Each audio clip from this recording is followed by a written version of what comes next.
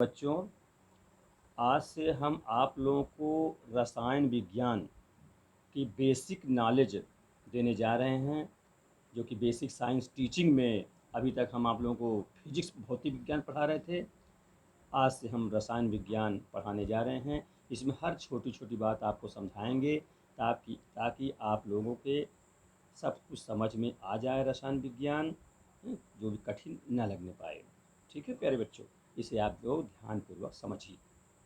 सबसे पहले हम आप लोगों को तत्वों के प्रतीक सिखाने जाए। तत्वों के प्रतीक है ना, उसका प्रतीक क्या है, उसका नाम क्या है, ये सब चीज़ें सीखेंगे धीरे धीरे करके। तो देखिए, हम इसको लिख इसलिए दिए हैं ताकि आप लोगों को समझाने में सरलता रहे। ठीक है, तत्वों के प्रतीक, सिंबल्स ऑफ एलिमेंट्स। ठीक है, सिंबल माने प्रतीक, एलिमेंट तत्व हो जाते हैं। अभी तत्व हैं क्या, ये ध्यान दीजिए। तत्व एक मूल पदार्थ है जो किसी दूसरे से बना नहीं होता। जैसे वहाँ पर मूल राशि आप लोग सिखा रहे थे, जैसे वहाँ सिखाए थे मूल जो किसी दूसरे पर निर्भर न रहे, है ना।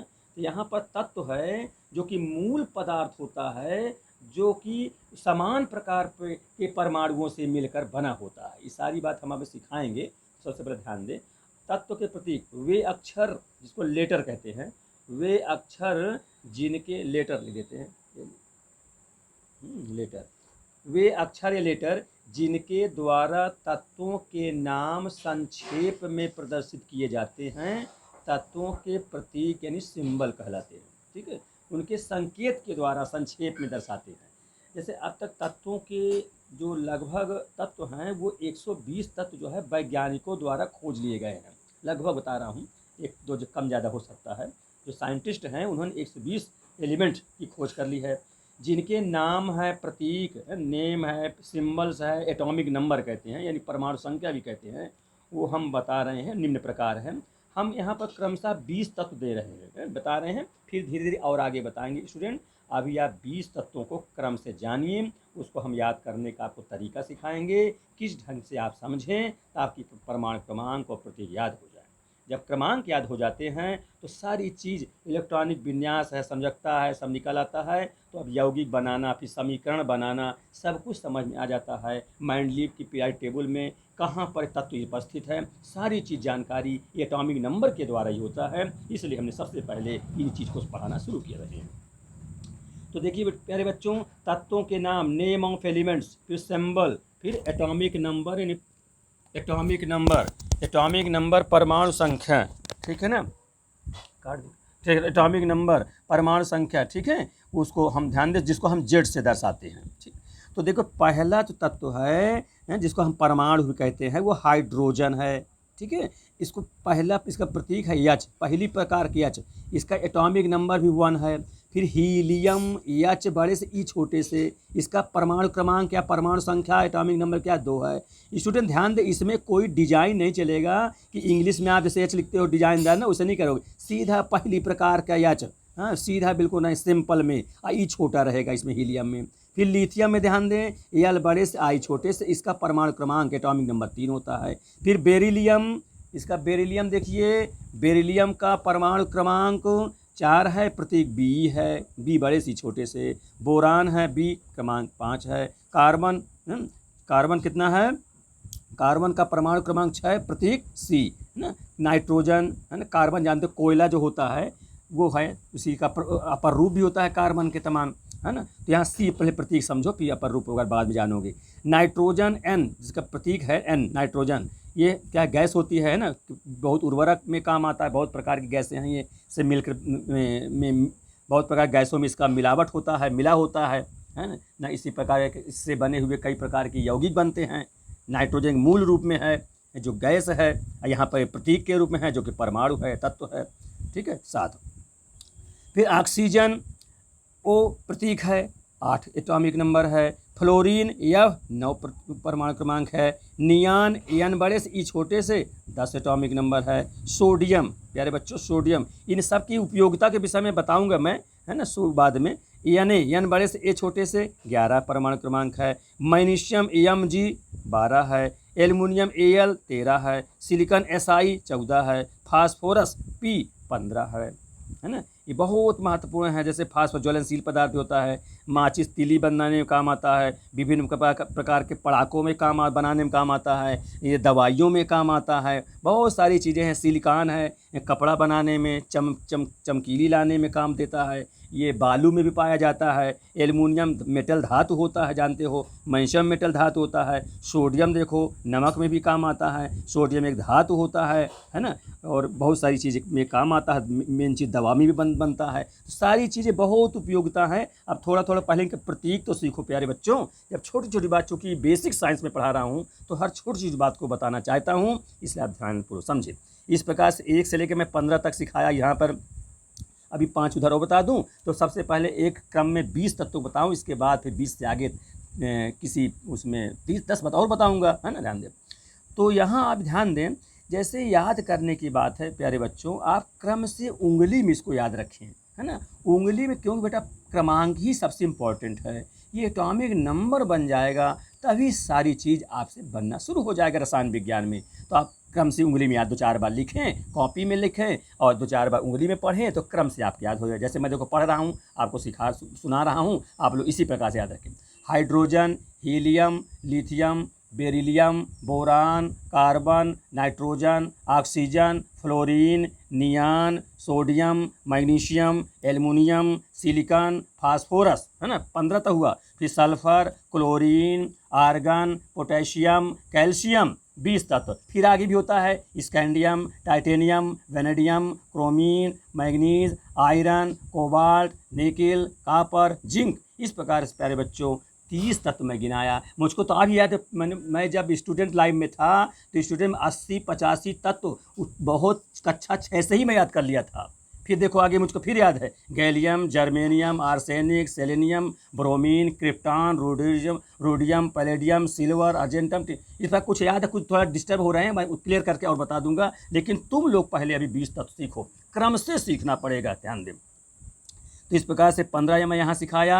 जब क्रम से आप जान लेंगे तो ये प्रतीक बन जाएंगे, इधर एटॉमिक नंबर, परमाणु क्रमांक बन जाएंगे। क्रम से याद करने का ये महत्व है, नहीं तो आप भटकते रहेंगे, रटगो करते रहेंगे। कौन सा, जिसे नियान कहा तो आपका क्रम नंबर नियान हमने कह दिया, तो hydrogen, helium, lithium, beryllium, boron, carbon, nitrogen, oxygen, fluorine, neon 10वें नंबर में कह देंगे। तो प्यारे बच्चों क्रमांक अगर बन जाएगा तो सारी चीज़ आपसे बनना शुरू हो जाएगा। इसलिए उंगली में याद रखें। फिर मैं इसके आगे बढ़ता हूँ। अब 15 के बाद आगे देखिए, 15 के बाद 16 नंबर देखिए।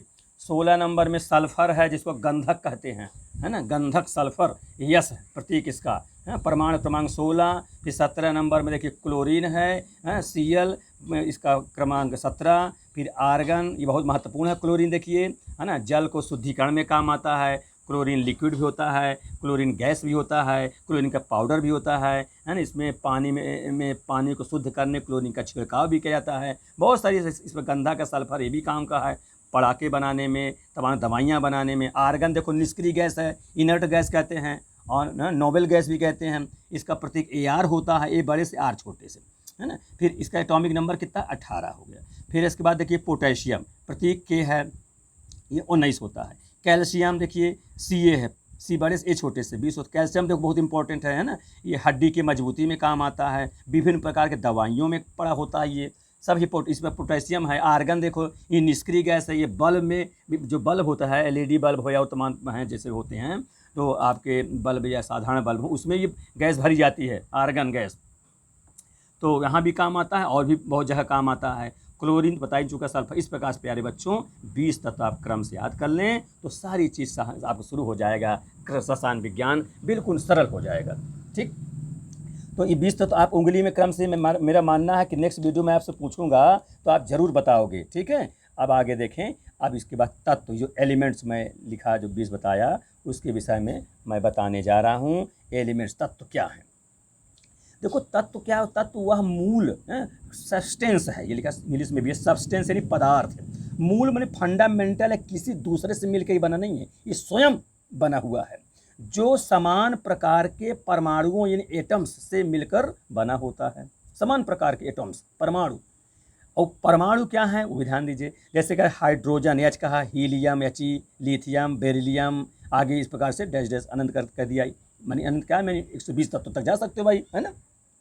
हाँ, इस प्रकार से मैंने 3-4 बता दिया। तो ये तत्व हो गया प्यारे बच्चों कि मूल पदार्थ है तत्व जो कि समान प्रकार के परमाणुओं से मिलकर बना होता है। फिर आप आ जाइए परमाणु, जिसको हम एटम्स कहते हैं, है ना। आप परमाणु समझिए, परमाणु जो है वो तत्व का वह सूक्ष्मतम कण है, मतलब छोटा से छोटा कण है परमाणु तत्व का, एलिमेंट का, जो बता चुका हूँ, जो रासायनिक अभिक्रियाओं में बिना अपघटित हुए भाग लेता है। ये टूटता नहीं है बिना अपघटित हुए, जिसको रासायनिक अभिक्रिया मतलब केमिकल रिएक्शन, जो रासायनिक क्रियाएं होती हैं, अभी आप इसके बाद सीखेंगे आगे, बिना अपघटित हुए, किसी प्रकार से टूटता नहीं है, बिना अपघटित हुए अपने मूल रूप में ही भाग लेते हैं रासायनिक क्रियाओं में, उसे परमाणु कहते हैं। ये प्रायः स्वतंत्र अवस्था में नहीं पाए जाते हैं। जैसे हवा में छोड़ दिया जाए तो ये मूल रूप में नहीं पाया जाए, किसी न किसी दूसरे गैसों से, दूसरे परमाणु से लिप्त हो जा करके यौगिक के रूप में, अणु के रूप में मिल जाते हैं। तो ये परमाणु है, जैसे हाइड्रोजन कहा, हीलियम कहा, लिथियम कहा, बेरिलियम, बोरान इत्यादि हो सकते हैं। ये स्वतंत्र अवस्था में नहीं पाए जाते, इतना ध्यान रखिए। ये जो एटम्स हैं, ये जो है माने ये जो है स्वतंत्र अवस्था में नहीं पाए जाते, इंडिपेंडेंट नहीं होते, ये डिपेंड होते हैं, किसी साथ जुड़े होते हैं, फिर इनको विशेष प्रकार से अलग अलग किया जाता है। ये इलेक्ट्रॉन है E-, प्रोटॉन P+, है ना, और न्यूट्रॉन N0 से मिलकर बने होते हैं। इसको समझिए, इलेक्ट्रॉन है ना, E ऊपर माइनस लगा दिया हूँ, इसका मतलब इलेक्ट्रॉन जो है ऋण आवेश का होता है, ऋण चार्ज का होता है, और इलेक्ट्रॉन को इस छोटा वाले ई से दर्शाते हैं, ई, ठीक है। फिर प्रोटॉन देखो, प्रोटॉन पी से दर्शाएंगे, ऊपर प्लस लगा है, मैंने प्रोटॉन धन आवेश का होता है, धन चार्ज होता है, ध्यान दें।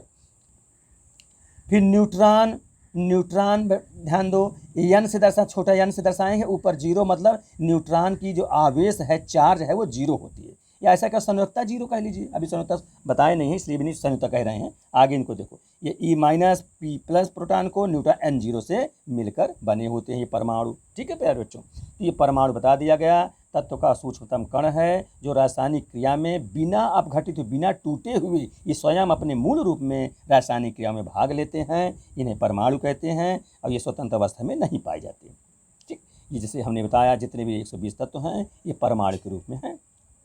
फिर अब आ जाइए इससे आगे, इससे जो बड़ा, जो स्वतंत्र अवस्था में पाया जाता है, जिसको हम अणु कहते हैं, है ना। ये क्या है, मालिक्यूल्स, क्या इसकी इंग्लिश से मालिक्यूल्स, इसको समझिए, ये अणु।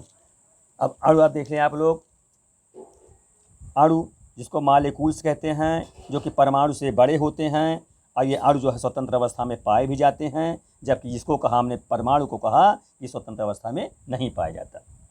देखो, किसी पदार्थ, इस सब्सटेंस का वह सूक्ष्मतम कण जो परमाणुओं के संयोजन से बनता है, ये ऐसे छोटा कण है जो परमाणु के अपने जुड़ करके, माने कई परमाणु या दो, कम से कम 2 परमाणु या 2 से ज़्यादा परमाणु आपस में जुड़ जाएं, संयोजन करके बनते हैं अणु, ठीक है। सूक्ष्मतम माने किसी पदार्थ का वह सूक्ष्मतम कण जो परमाणुओं के संयोजन से, माने आपस में योग करके बनते हैं, उसे हम अणु कहते हैं। अणु स्वतंत्र अवस्था में रह सकता है, जैसे वहाँ पर परमाणु स्वतंत्र अवस्था में नहीं रह सकता था, लेकिन अणु स्वतंत्र अवस्था में रह सकता है। इसलिए मैंने बताया कि परमाणु जो वायुमंडल में रहेगा अलग अलग, तो किसी न किसी अपने परमाणु से जुड़ा रहेगा, तो वो अणु के रूप में हो जाता है। इसीलिए हमने कहा कि परमाणु जो स्वतंत्र अवस्था में नहीं पाए जाते, जबकि अणु स्वतंत्र अवस्था में पाए जाते हैं। इन्हें अणु कहते हैं, मॉलिक्यूल्स कहते हैं। अब जैसे समझिए, जैसे क्लोरीन जो अणु है, अब ये क्लोरीन को अणु के रूप में हमने कहा, अभी वहाँ परमाणु आपको सिखाए, तत्व सिखा रहे थे 20 तत्व, अब अणु जब कहेंगे प्यारे बच्चों, तो वो कम से कम 2 परमाणु तो मिले ही होंगे। अब एक प्रकार के भी, अलग अलग प्रकार के। अब यहाँ क्लोरीन के केस में, क्लोरीन गैस को जब हम लिखें तो Cl 2 बार, मतलब अर्थात Cl2 लिखेंगे। 2 परमाणु जब मिल जाते हैं तब क्लोरीन का एक अणु बन जाता है। अणु की जानकारी यहाँ से होती है, उसके पहले जो गुणांक के स्थान से कि क्लोरीन का एक अणु है, ठीक है, इसको दर्शाते हैं। इसी पर जैसे ऑक्सीजन ले लिया जाए, ऑक्सीजन ध्यान दें, ऑक्सीजन अणु को हम कैसे दर्शाएंगे, O2 से कहेंगे। 2 परमाणु, ऑक्सीजन के 2 परमाणु जुड़ जाएंगे तो ऑक्सीजन का एक अणु बन जाएगा। इसी पर बच्चों से नाइट्रोजन कह दें, 2 नाइट्रोजन मिल करके एक N2 बन जाएगा, और ये अणु हो गया। इसी प्रकार दूसरे भी हो सकते हैं, जैसे जल कहा तो जल में जैसे H2O है, हाइड्रोजन के कितने परमाणु, 2 लगा है, 2 परमाणु, और ऑक्सीजन के 1 परमाणु, ठीक है, इससे मिलकर जल का अणु बनता है। अब आपको लगता है कि हाइड्रोजन में 2 ही क्यों लगा है, 3 क्यों नहीं लग गया है, ये सब सारी चीज़ें अभी मैं बताऊंगा आगे चलकर, आप थोड़ा थोड़ा समझेंगे तो ये बेसिक साइंस बहुत अच्छे से समझ में आपके आ जाएगी।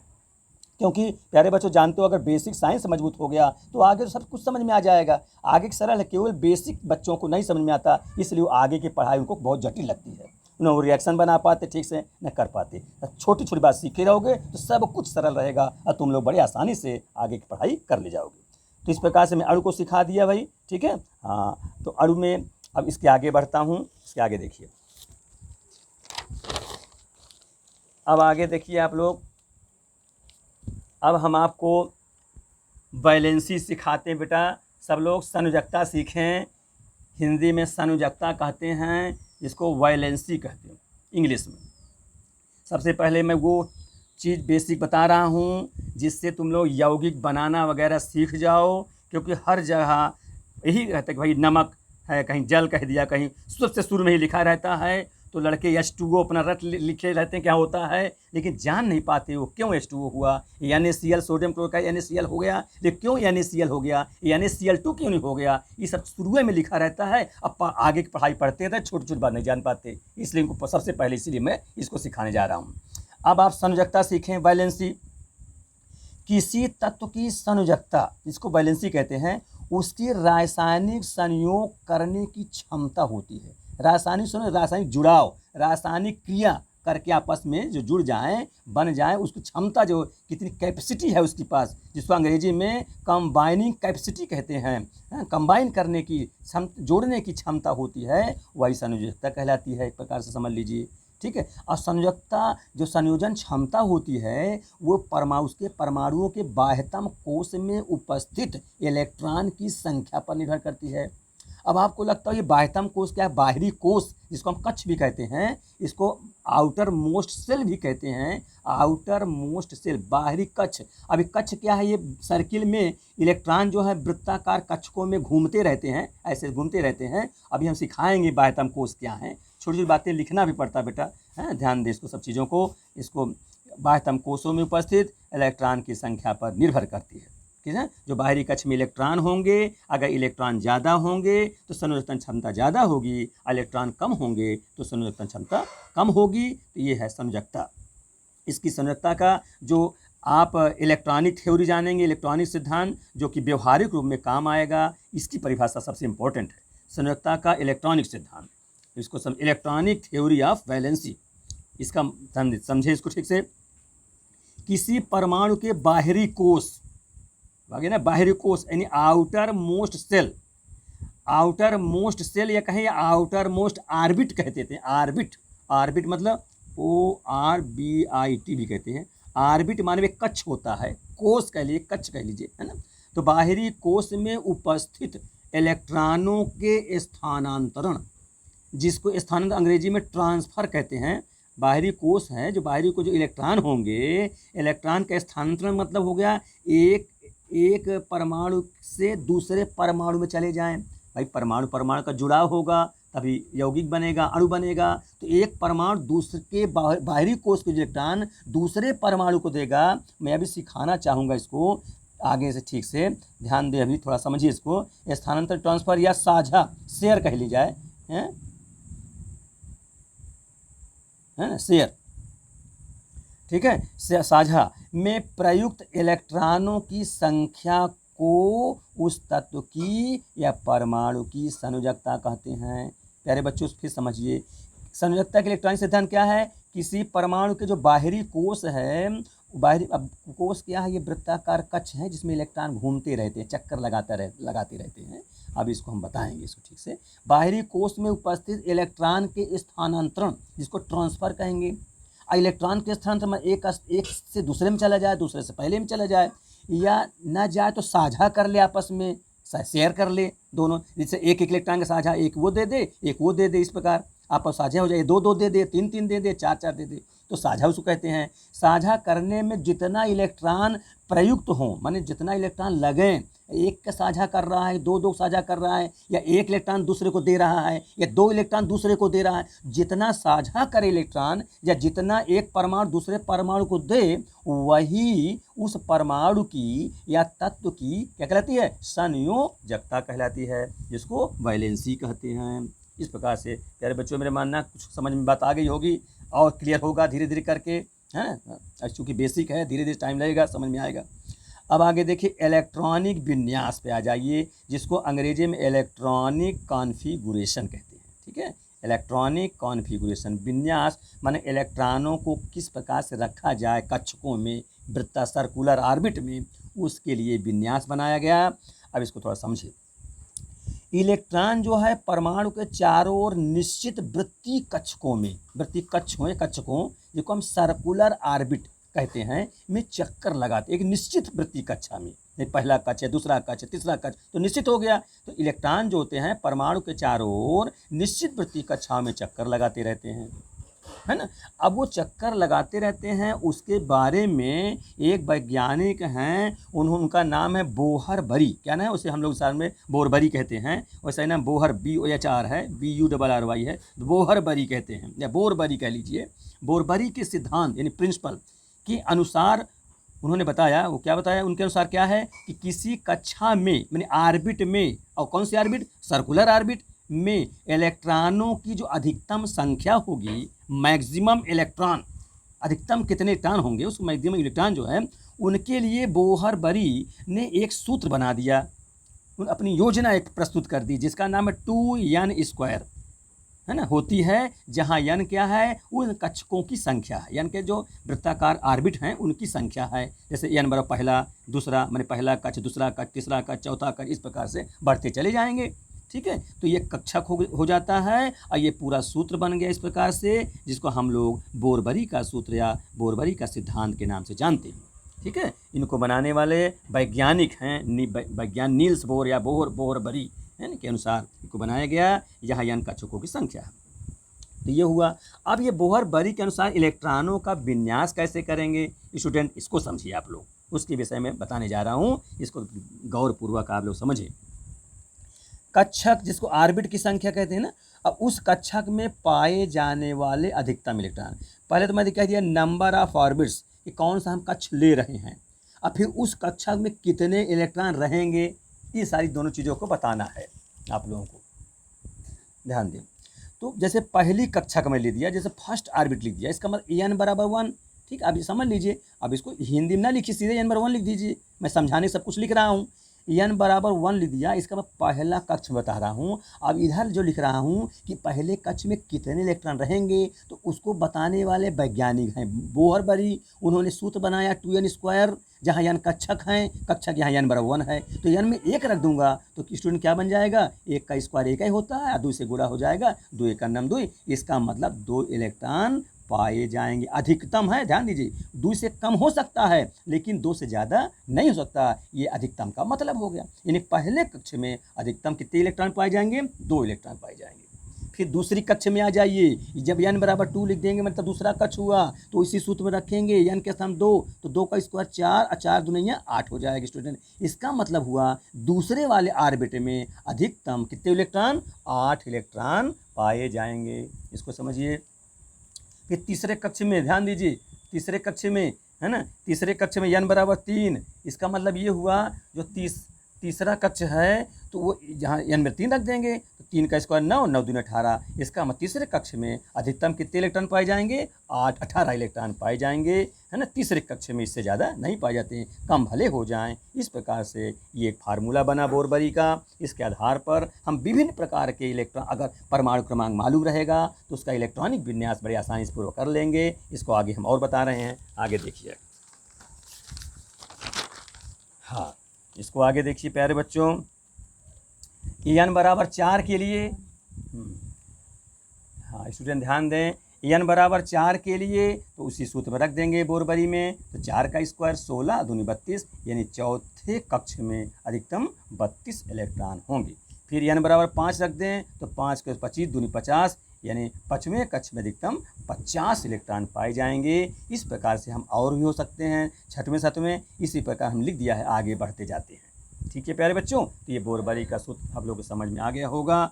अब इसके बाद हम आपको तत्व सिखाएंगे, तत्व यानी एलिमेंट्स, ठीक है, और उसके एटॉमिक नंबर, फिर इलेक्ट्रॉनिक कॉन्फ़िगरेशन, ठीक है। तत्व हैं, एटॉमिक नंबर है और इलेक्ट्रॉनिक कॉन्फ़िगरेशन है। ये 3 बातें आप जान लेंगे तो बहुत अच्छे से सारी बातें समझ में आने लग जाएंगी।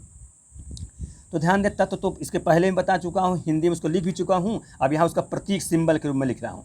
हाइड्रोजन, उसका एटॉमिक नंबर 1, जैसे क्रम से है वही परमाणु क्रमांक हो जाएगा। उंगली में आप याद रखेंगे, सारी बात अपने आप हो जाएंगे, क्रम से रहेगा। तो जब 1 हुआ, अब इसका इलेक्ट्रॉनिक विन्यास एन, जब 1 है मतलब पहला परमाणु क्रमांक 1 है, तो इसका इलेक्ट्रॉनिक विन्यास भी 1 हो जाएगा, क्योंकि स्टूडेंट जैसे सूत्र तो 2n² होता है।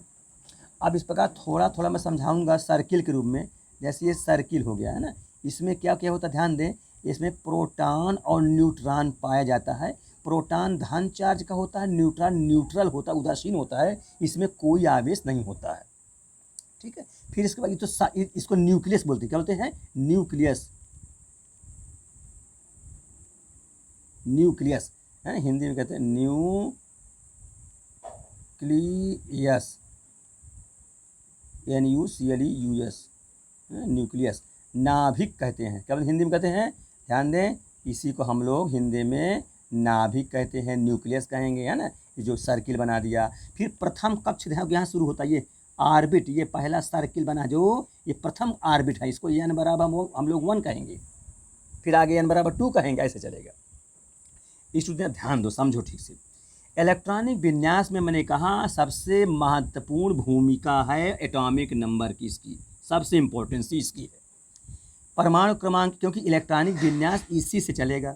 अब परमाणु क्रमांक 1 है, तो अब 1 ही है, तो प्रथम कक्ष में अधिकतम कितने इलेक्ट्रॉन होते हैं, नियम के अनुसार, बोरबरी के नियम के अनुसार प्रथम कक्ष में 2 इलेक्ट्रॉन होते हैं प्रथम कक्ष में, लेकिन उसके पास तो इलेक्ट्रॉन 1 ही है, तो स्टूडेंट केवल 1 ही इलेक्ट्रॉन एक छोटा सा गोला बना के लिख देंगे, और यहीं ई लिख देंगे, और चूँकि इलेक्ट्रॉन ऋण आवेश का होता है तो माइनस भी लगा देंगे। यही उसकी क्या हो गई है, संरचना आरेख हो जाएगी। परमाणु संरचना आरेख भी आप परीक्षा में आता है, वो भी सब सीख जाएंगे धीरे धीरे करके। तो इस प्रकार से हाइड्रोजन के लिए ये इलेक्ट्रॉनिक विन्यास क्या हो गया, बस केवल 1, चूँकि 1 ही इलेक्ट्रॉन है तो वही हमने लिख दिया। अब इसमें कोई आपका रूल काम नहीं किया बोरबरी का। अब हीलियम में आ जाए स्टूडेंट, हीलियम एटॉमिक नंबर 2, जैसे हमने कहा क्रम से आप याद रखेंगे तो 2 कह दिया। अब इलेक्ट्रॉनिक विन्यास जब करेंगे तो देखिए भाई, बोरबरी के नियम के अनुसार प्रथम कक्ष में कितने इलेक्ट्रॉन, प्रथम कक्ष में अधिकतम 2 इलेक्ट्रॉन, और 2 इलेक्ट्रॉन उसके पास है, यही जो परमाणु क्रमांक है यही इलेक्ट्रॉन भी हो जाता है, परमाणु क्रमांक है। इसी को हम लोग जेड से भी दर्शाते हैं, किसे दर्शाते हैं, जेड से दर्शाते हैं। तो ये 2 ही हो जाएगा प्रथम कक्ष में, है ना। अब इसमें के लिए, अब जैसे तो हाइड्रोजन के लिए मैं बना दिया था, अब हीलियम के लिए जब बनाऊंगा तो बगल में ही लिख देता हूँ, इस सब के लिए भी अलग से सिखाऊंगा, ध्यान रखिए प्यारे बच्चों। प्रोटॉन न्यूट्रॉन, प्रोटॉन धन, न्यूट्रॉन न्यूट्रल, ये फर्स्ट ऑर्बिट, ये लिख दिया ऑर्बिट इन कक्ष, अधिकतम कितने 2 इलेक्ट्रॉन, तो एक ऊपर गोला बना देता हूँ, बराबर अंतराल पर चले तो एक नीचे बना देता हूँ, एक जगह कहीं भी ई लिख देता हूँ, बस ये निशानी रहे कि इलेक्ट्रॉन है, ई ऋण आवेश का होता है, ठीक है। इस प्रकार से प्रथम ऑर्बिट में अधिकतम 2 इलेक्ट्रॉन हो गया। फिर लिथियम के लिए आ जाइए, लिथियम का परमाणु क्रमांक 3, क्रम से हमने कहा क्रम तो जरूरी भाई याद करना, हाइड्रोजन हीलियम लिथियम, इस प्रकार से 3 हुआ। अब इसका इलेक्ट्रॉनिक विन्यास बनाना है, तो स्टूडेंट अब समझ में आ गया होगा कि प्रथम कक्ष में कितना होता अधिकतम 2, तो प्रथम कक्ष में 2 भर दिया। फिर शेष दूसरे कक्ष में तो होता 8 है नियम के अनुसार, बोरबरी के नियम के अनुसार भाई 2n² बताया। जब n 1 रखोगे तो 2 गुणते 1 का स्क्वायर 2 ही होगा, जब n में 2 रखोगे 2 गुणते 2 का स्क्वायर 2 4 2 8 हो जाएगा। तो दूसरे कक्ष में 8 होना चाहिए, लेकिन उसके हमने तो एक ही दूसरे कक्ष, ये पहला कक्ष माना जाएगा, दूसरा कक्ष माना जाएगा। क्यों, क्योंकि उसके पास इलेक्ट्रॉन है ही नहीं, क्योंकि परमाणु क्रमांक का इससे बनता है इलेक्ट्रॉन, सारी चीज़ें, है ना। तो प्रथम कक्ष में 2 भर दिया, और दूसरे में जो शेष बच जाए वही लिख दिया जाता है। दूसरे में कितना लिख देंगे, 1 इलेक्ट्रॉन जो बच रहा है वही लिख देंगे। यहाँ 8 है ही नहीं, तो हम 8 पाएंगे कहाँ से, जितना उसका परमाणु क्रमांक होगा उसी से प्यारे बच्चों इलेक्ट्रॉनिक विन्यास बनता है, इसी को इलेक्ट्रॉनिक विन्यास कहते हैं। फिर आगे बढ़िए, बेरिलियम B, परमाणु क्रमांक 4, एटॉमिक नंबर 4, तो इसका इलेक्ट्रॉनिक विन्यास प्रथम कक्ष में 2, और दूसरे में होना तो 8 चाहिए, लेकिन मेन तो 4 है उसके पास, जो शेष बचे इसको हटाने के बाद 4 में से 2 घटा दिया तो 2 बच जाएगा। तो यहाँ पर दूसरे कक्ष में कितने हो जाएंगे, 2 इलेक्ट्रॉन पाए जाएंगे। ये तो कहा गया कि भाई बोरबारी के नियम तो ये कहता है कि प्रथम कक्ष में अधिकतम 2 भरिए और दूसरे कक्ष में अधिकतम 8, लेकिन यहाँ जब अधिकतम हो तब तो यहाँ तो 2 ही बच रहा है, क्योंकि 4 तो कुल है ही है, इसलिए 2 ही भरेंगे, समझते चलिए। फिर बोरान में क्रमांक 5 है तो प्रथम में 2, फिर 2 के बाद 3 बच जाएगा, 3 2 5, दोनों का जोड़ इसी के बराबर आना भी चाहिए, सब में जोड़ते जाओ, 2 2 4, 4 आ गया, 2 1 3, 3 आ गया, यहाँ 2 ही है, 2 यहाँ 1 ही है, 1 ही हो जाएगा। फिर कार्बन परमाणु क्रमांक 6, 2 और 4 हो जाएगा, है ना। अब प्रथम में 2 भर दिया, बाकी जो शेष बच जाए, क्योंकि होना तो 8 चाहिए, 8 उसके पास है ही नहीं है, दोनों का जोड़ोगे 6 आ जाएगा। नाइट्रोजन 7, 2 5, 5 2 7, ऑक्सीजन 8, ऑक्सीजन में देखिए 8, तो 2 और 6 है ना, 6 2 8 हो जाएगा। फिर फ्लोरीन 9 होता है परमाणु क्रमांक, 2 और 7, 7 तक चला जाएगा, क्योंकि दोनों का जोड़ 9 होना चाहिए। फिर नियान एनी क्रमांक 10 है, 2 और 8, ठीक है, ये 8 तक पहुंच गया, ये अधिकतम तक पा गया इलेक्ट्रॉन। ठीक है स्टूडेंट, ये समझिए। अब इसके आगे मैं और आपको बताऊंगा, एक चीज़ और ध्यान दीजिए, थोड़ा सा मौखिक रूप में समझते चलिए, सुनते चलिए इसको ठीक से। किसी भी परमाणु के अगर बाहरी कक्ष में, है ना, अब चूंकि यही बाहरी हो जाएगा, आउटर मोस्ट में, अधिकतम अगर 8 इलेक्ट्रॉन हो जाते हैं तो प्यारे बच्चों ध्यान दीजिए, वो तत्व या वो परमाणु निष्क्रिय होता है। क्या होता है, निष्क्रिय, या उस गैस को भी कह लो, है वो गैस परमाणु तत्व क्या होता है, निष्क्रिय। निष्क्रिय माने उदासीन, न्यूट्रल, इनर्ट गैस कहलाता है। वो किसी से रासायनिक क्रिया नहीं करता है। कब, जब उसके आउटर मोस्ट में अधिकतम 8 इलेक्ट्रॉन भर जाता तो। ठीक है, इस प्रकार से ये 8 हो गया, इसको हम इनर्ट गैस भी कहेंगे। क्या बोलते हैं, इनर्ट गैस, अक्रिय गैस या नोबेल गैस के नाम से जानते हैं। अक्रिय, अक्रिय का मतलब वो क्रिया ही नहीं करेगा, अक्रिय गैस के नाम से भी इसको हम जानते हैं। यहाँ ये हुआ, यहाँ हीलियम भी था, अब हीलियम को बताऊंगा क्यों हुआ, फिर आगे ध्यान दे, आगे बढ़ता हूँ। फिर सोडियम का ध्यान दे, 11 हुआ, तो फिर 2 हुआ, फिर दूसरे में देखो 8 चला गया। अब तीसरे में स्टूडेंट हम आपको बताए थे बोरबारी के नियम के अनुसार, 2 n स्क्वायर, यानी में 3 रखेंगे जब, तो 3 का हुआ 9 दूनी 18 हो जाएगा। भाई जब n बराबर 3 रखोगे, n बराबर 3, तो 2 गुणते 3 का स्क्वायर, 3 का हुआ 9, 9 दूनी 18 हो जाता है ना। इस प्रकार से तो होना तो 18 चाहिए तीसरे में, लेकिन है ही नहीं, क्योंकि परमाणु क्रमांक से विन्यास बनता है 11। ध्यान दीजिए, यहाँ बगल में लिखता चल रहा हूँ, यहाँ पर 11 है, तो इसका पहले कक्ष में कितना भरो, 2 भर दोगे, क्योंकि बोरबारी के नियम से ना प्रथम कक्ष में 2 होता ही है। दूसरे में कितना भरोगे, दूसरे 8 भरोगे नियम के अनुसार, और तीसरे में तो 18 होता है नियम के अनुसार। लेकिन प्यारे बच्चों ध्यान रखो, कुल इलेक्ट्रॉन तो इसी से बनेगा, एटॉमिक नंबर से ही, तो 8 तो 10 हो चुका, एक ही तो शेष बच रहा है, वही एक शेष को तीसरे वाले कक्ष में ऑर्बिट में रख दिया जाता है। इस प्रकार से इलेक्ट्रॉनिक विन्यास बन जाता है। ठीक है, ध्यान रखें। अभी हम इससे आपको संयोजकता ही बन जाएगी, बहुत आसान, कि बाहरी कोश में जो इलेक्ट्रॉन रहते हैं अधिकतर, वही उसकी संयोजकता हो जाती है, या आपस में आदान प्रदान करें, साझा करें, स्थानांतरण हो, उसकी संख्या को ही संयोजकता कहते हैं। परिभाषा में बताया भी था, आगे और बताऊंगा भी। फिर मैग्नीशियम में आ जाओ, परमाणु क्रमांक 12, तो क्या हो जाएगा इलेक्ट्रॉनिक विन्यास, 2 8 2 हो जाएगा। अब करते चले जाओगे आगे, है ना, ये 8 है, तीसरे में जो शेष बचे वो लिखते जाएंगे। एल्युमिनियम में 13 एटॉमिक नंबर, 2 8 3 हो जाएगा, 2 8 3। फिर सिलिकॉन में 2 8 4, फास्फोरस में 2 8 5, समझ रहे ना। हाँ देखो भाई, 2 हो गया, फिर 8 हो गया, तीसरे में तो 18 चाहिए, लेकिन है ही नहीं उसके पास, 10 तो ये निकल गया, अब 5 और बचे, तो 15 कुल होना चाहिए, तो 8 10 5 15, वही जो शेष बचे भरते जाएंगे। फिर सल्फर 16 होता, 2 8 6 हो जाएगा। क्लोरीन 17, 2 8 7 हो जाएगा। आर्गन 2 8 8 हो जाएगा। अब ध्यान दो प्यारे बच्चों, ये आर्गन आ गया ना, आउटर मोस्ट, ध्यान दीजिए, कोई भी बाहरी कक्ष हो, चाहे वो दूसरे कक्ष का हो, चाहे वो तीसरे कक्ष को, अगर वो उसके बाहरी कोश में 8 इलेक्ट्रॉन होता है तो वो निष्क्रिय हो जाता है, ये भी इनर्ट गैस कहलाएगा, है ना। हाँ ध्यान दीजिए, ये भी इनर्ट गैस, अक्रिय गैस, यह क्रिया नहीं करता। क्यों, क्योंकि आउटर मोस्ट में जिस परमाणु के बाहरी कोश में 8 इलेक्ट्रॉन हो जाते हैं, वो किसी से फिर रासायनिक क्रिया नहीं करता, इतना ध्यान रहे। ठीक है, इस प्रकार से ये आर्गन हुआ, है ना। आर्गन में 2 8 8 बताया मैंने कि आउटर मोस्ट में 8 इलेक्ट्रॉन है, तो किसी से क्रिया नहीं करेगा, निष्क्रिय रहेगा, उदासीन रहेगा, जिसके आउटर मोस्ट में 8 इलेक्ट्रॉन हो जाते हैं। फिर पोटेशियम आ जाइए, परमाणु क्रमांक 19, इसका इलेक्ट्रॉनिक विन्यास प्यारे बच्चों ध्यान दो, 2 फिर 8। अब आपको यहाँ समझना है कि यहाँ पर सोचते होंगे कि इसमें आगे 8 ही क्यों भर दिया, जबकि उसके पास ज़्यादा हो रहा है। कैसे, भाई प्रथम कक्ष में 2 नियम से भर दिया, दूसरे में आपने 8 भर दिया नियम से, तीसरे में 8 तो 10 निकल गया, तो तीसरे में तो 9 होना चाहिए ना।